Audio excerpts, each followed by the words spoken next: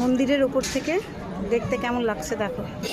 এখানে সমুদ্রটা দেখা যাচ্ছে, পাশে পাহাড় আছে।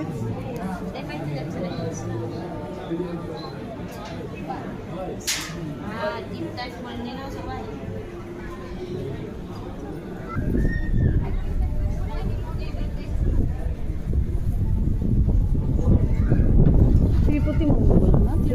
হ্যাঁ, এটা তিরুপতি মন্দির বলছে। মন্দিরের ফটো তুলতে দেবে না, বাইরেরটা তুলছি।